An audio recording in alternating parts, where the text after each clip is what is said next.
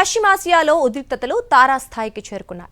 Iran ఆర్థిక వ్యవస్థకు వెన్నెముకగా ఉన్న మహషహర్ పెట్రోకెమికల్ కాంప్లెక్స్ పై ఇజ్రాయెల్ భీకర దాడులకు తెగబడింది. ఈ దాడిలో 50కి పైగా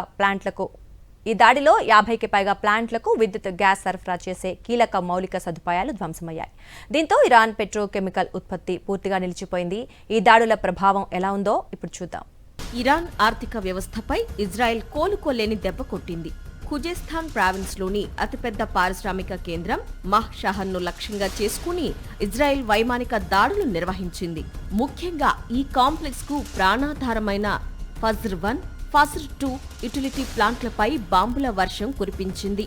ఈ 2 ప్లాంట్లు నిలిచిపోవడంతో అక్కడ ఉన్న 50కి పైగా పెట్రోకెమికల్ యూనిట్లు మూతపడ్డాయి. ఈ దాడుల్లో 5 మరణించగా 170 మంది గాయపడినట్లు స్థానిక అధికారులు ధృవీకరించారు.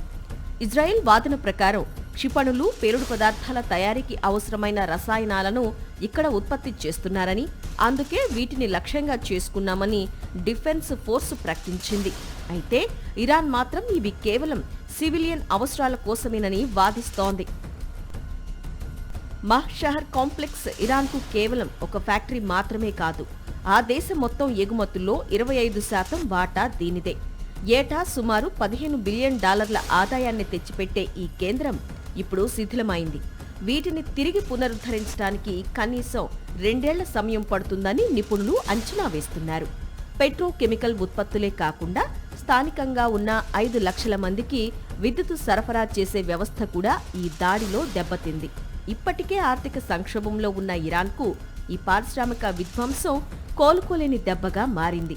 కేవలం సైనిక స్థావరాలనే కాకుండా పౌర మౌలిక సదుపాయాలను కూడా ఇజ్రాయెల్ లక్ష్యంగా చేసుకోవటం అంతర్జాతీయంగా చర్చనీయాంశం అవుతోంది.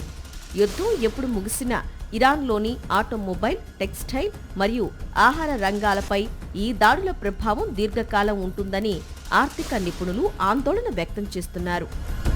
ముఖ్యంగా ఈ కాంప్లెక్స్కు ప్రాణాధారమైన ఫజ్ర్ 1, ఫజ్ర్ 2 యుటిలిటీ ప్లాంట్లపై బాంబుల వర్షం కురిపించింది.